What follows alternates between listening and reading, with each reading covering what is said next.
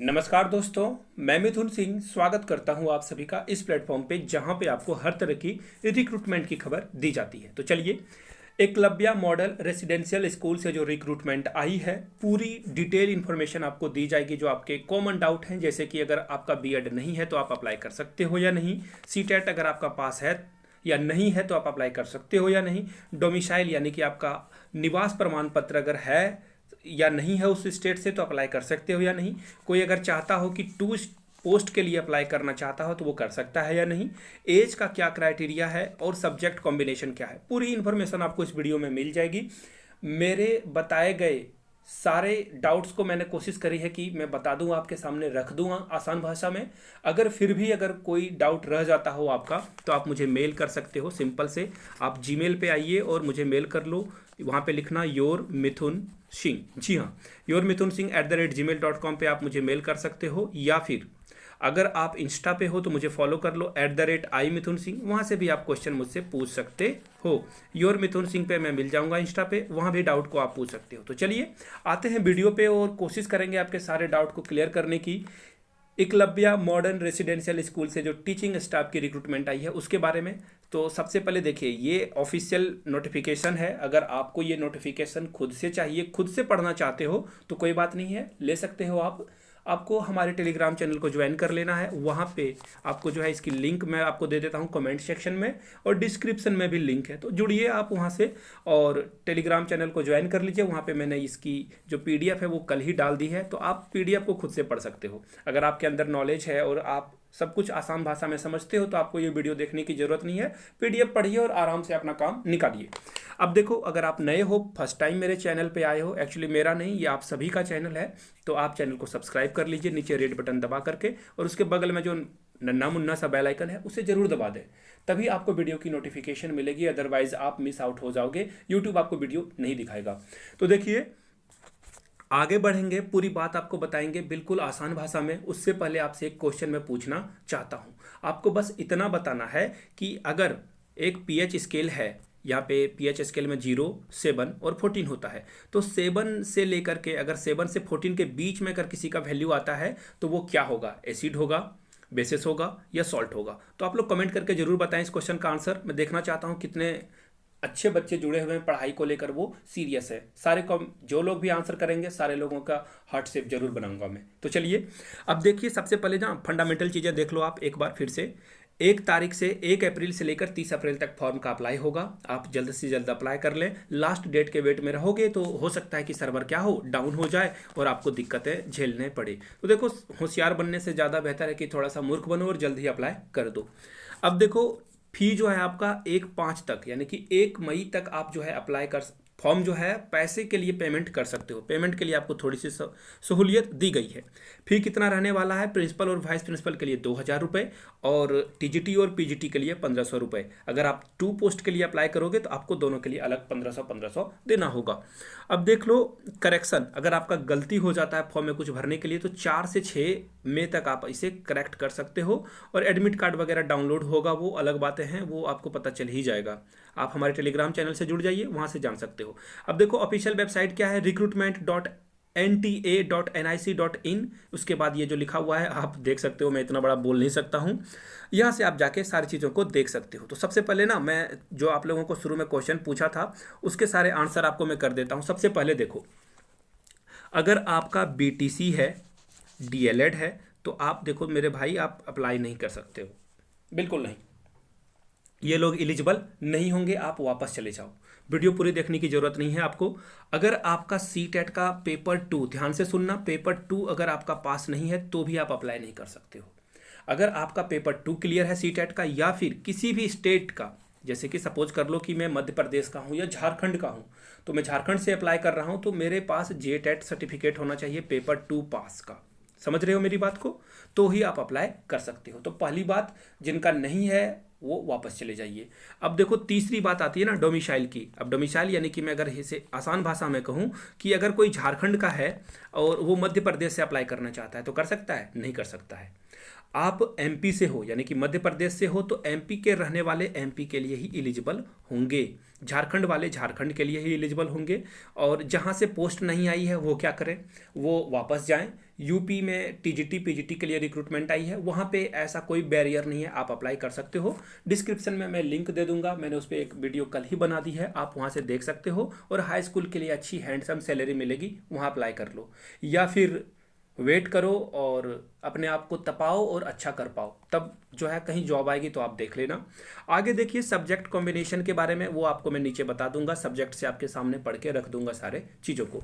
अगर कोई चाहता है कि वो पीजीटी के लिए भी एलिजिबल है, टीजीटी के लिए एलिजिबल है, तो क्या वो दोनों पोस्ट भर सकता है? जी हाँ, माई आंसर इज यस। जी हाँ, आप भर सकते हो, लेकिन ध्यान रखना पीजीटी के लिए अगर आप चाहते हो कि मैथमेटिक्स से भरना चाहते हो और आपका अगर हिंदी भी बन रहा है, तो आप यहाँ पे अप्लाई नहीं कर सकते हो। 2 डिफरेंट पोस्ट के लिए आप अप्लाई कर सकते हो। आप चाहो तो पीजीटी टीजीटी के लिए अप्लाई कर दो, या फिर टीजीटी प्रिंसिपल के लिए अप्लाई कर दो, प्रिंसिपल और टीजीटी के लिए, या फिर पीजीटी और प्रिंसिपल के लिए अप्लाई कर दो, ये सब वैलिड होगा।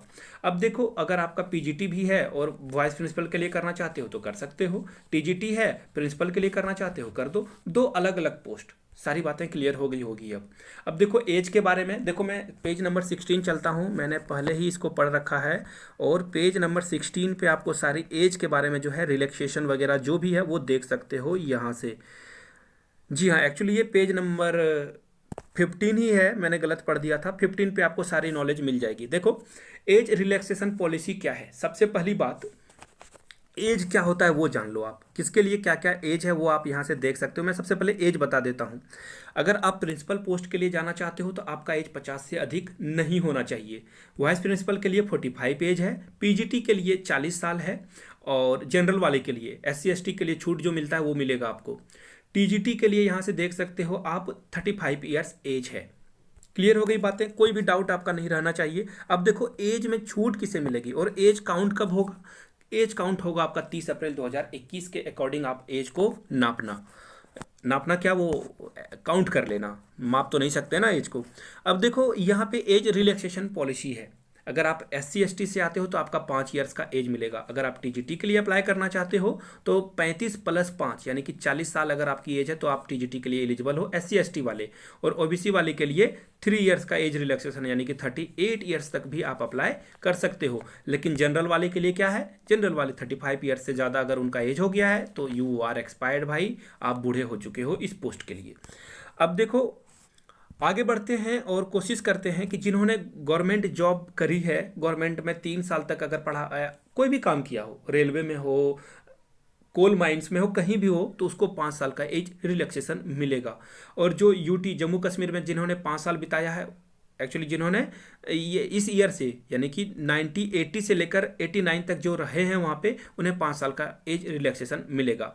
अब देखो जो पर्सन डिसेबल हैं, दिव्यांग हैं, विकलांग हैं, देखो मैं इन शब्दों में नहीं पढ़ूंगा, सिंपल सी बात है। अगर आप फिजिकली हैंडीकैप्ड हो तो आपको जो है SC ST वाले के लिए 15 साल का छूट मिलेगा एक्स्ट्रा, OBC वाले के लिए 13 साल और जनरल वाले के लिए 10 साल अलग से मिलेगा। यानी कि टीजीटी के लिए आपका जो एज होगा वो हो जाएगा 45, हाँ 45 हो जाएगा अगर आप जनरल से हो तो। सारी बातें क्लियर कर रहा हूँ, इसलिए वीडियो थोड़ी सी लेंथ जो है इसकी बड़ी हो जाएगी, घबराने की ज़रूरत नहीं है। सारी चीज़ों को क्लियर करूँगा तभी आप जो है डाउट आपका जो है वो क्लियर हो पाएगा। अब देखते हैं सिलेबस क्या होने वाला है, इसके लिए मैं अलग से वीडियो बना दूंगा। देखो सिलेबस बहुत लेंदी होने वाला है, अगर मैं इसी में उसे इंक्लूड कर दूं तो वो फिर ठीक नहीं होगा और आपके लिए क्या होगा, दिक्कत आएगी आपको। तो देखो फी के बारे में जो बातें हैं वो यहाँ से आप देख सकते हो। अब देखो मैं कोशिश करता हूँ आपको दिखाने की कि क्या है इसका सिलेबस, और एज क्राइटेरिया को मैंने डिस्कस कर दिया। सब्जेक्ट कॉम्बिनेशन को देखना बहुत ज़रूरी है आपके लिए। तो देखो सब्जेक्ट कॉम्बिनेशन कहाँ है, वेट अ मिनट, मैं कोशिश करता हूँ आपके सामने रख दूँ। सब्जेक्ट कॉम्बिनेशन के बारे में आपको पूरी बात बताई जाएगी। अगर सब्जेक्ट कॉम्बिनेशन नहीं होता है तो आप अप्लाई नहीं कर सकते हो, याद रखना इस बात को, आप जो है नहीं कर पाओगे। देखो एक सेकेंड भाई, कहाँ हो, आ जाओ।